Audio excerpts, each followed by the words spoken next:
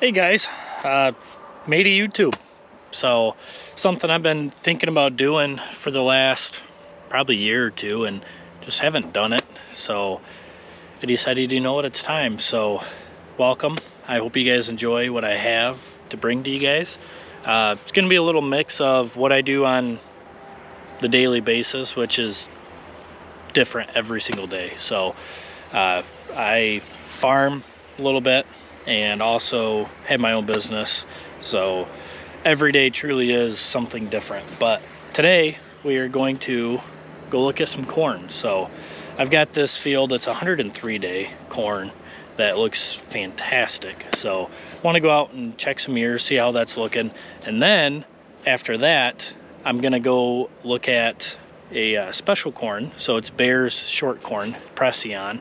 It's a short stature corn that only gets about 6 foot tall, maybe 6.5, 7 foot tall. And that looks pretty impressive. So we're gonna go take a look at that. And I also have to make a delivery of DEF. So let's go check out some corn.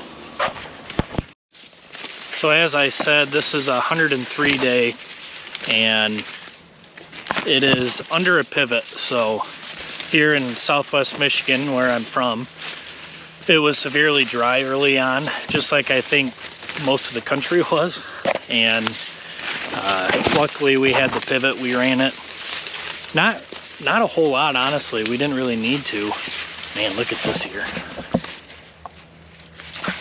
Granted, we're right on the pivot track and there's no competition, but I like seeing those. Anyway, we ran the pivot a few times, so we got enough moisture.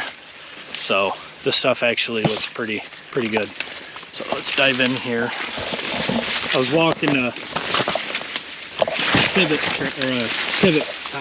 tower.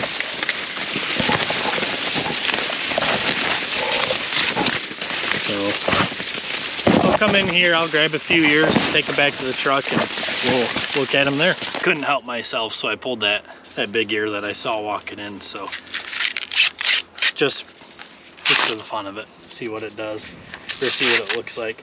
Now this time of year, a lot of guys are out doing yield estimates. By this time your ear's already set, so you know how many kernels you have on each ear. Test weight still to be determined, but you can do this, try to make some management decisions. So I'm going to peel these 2 other ears that I grabbed and we'll do a yield estimate and see what we have. But this is that one ear that I grabbed out there. It was right at the edge. It's not as big as what I thought it was. It looked a lot bigger from the ear, but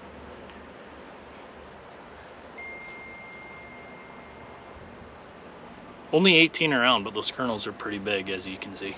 So, all right, let's pull those other ears off. So these are the 2 ears that weren't an outlier.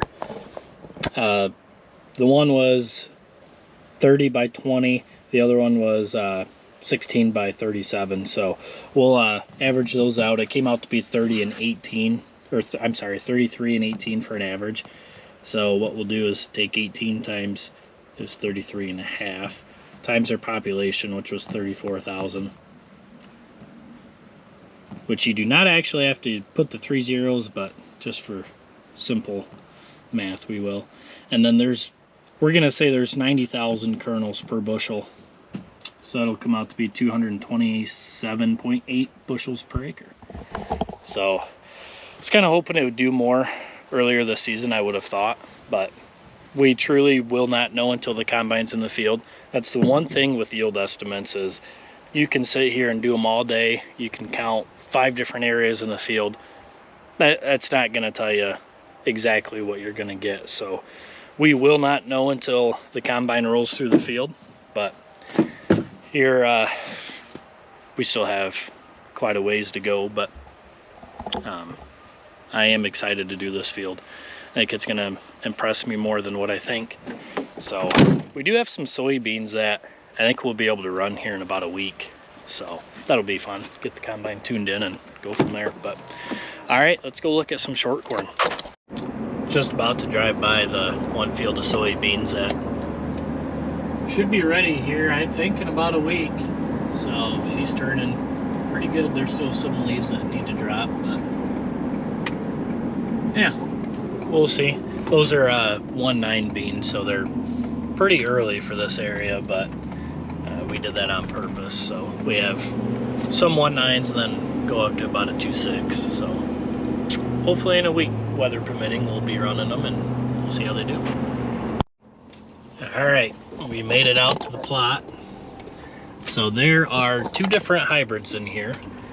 There is a 106 day and a 110 day. And with those, we planted them at two different populations. So we did a down back, I believe at 36,000. And then we did a down back at 44,000. So population down here, this is dry ground, non-irrigated, but it is heavier ground. I would say that on average it would probably be about 29,000 pop. So population is severely higher than normal. So here's one of the entries. It goes all the way down over there. But you can see for commercial corn, she's severely short compared to what it should be if you think about like that corn I was just in. So I'm gonna go in, grab a few ears. I'm not gonna take you with me just because it's so thick in here and you probably won't be able to hear me anyway, so let's go grab some ears. Well, I'm out here in the middle of this short corn field and just want to point out like how short that is. So I'm 6'2" or so. So that cord's probably, I don't know, 7 foot. But the number of nodes that these plants have are still the same as a regular plant. It's just stacked. So you can see that those leaves are stacked a lot closer compared to a traditional variety. So look at that leaf mass. It's crazy. But, well, grab a few ears and go back to the truck. All right, so we are looking at the 106 day planted at 40,000 population. So they were both 14 around and they were both pretty close to 32 long.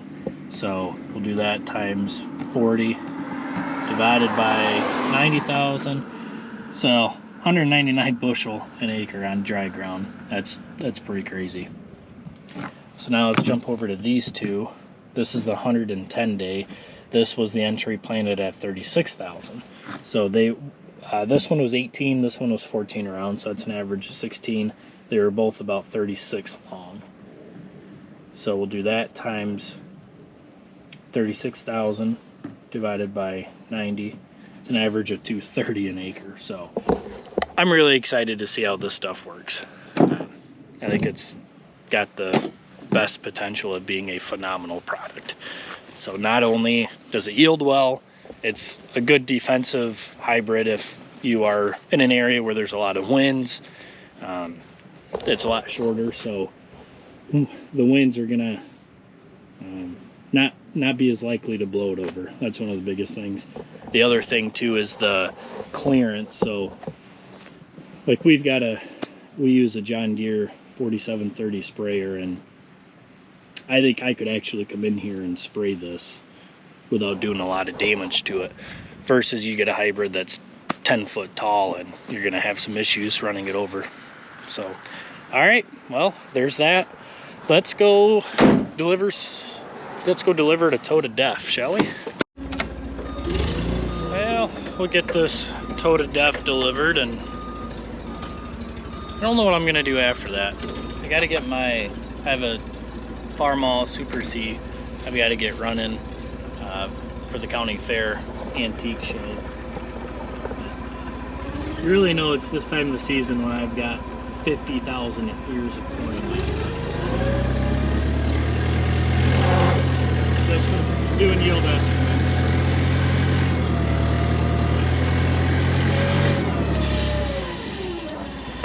Really hate loading totes and skids in the back of the pickup. Really need to put a flatbed on this. Keep setting it down and inching forward. We got it now. Should be good to go.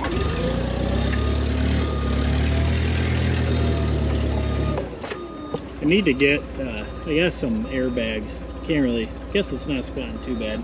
usually when I put a full tote or pallet in the back, it squats bad. So I got some air bags. A friend of mine's gonna be putting them on this week, I believe, so definitely help when I'm hauling product or hauling equipment, whatever. All right, well, I'm gonna go get this delivered and figure out what we're gonna do the rest of the day.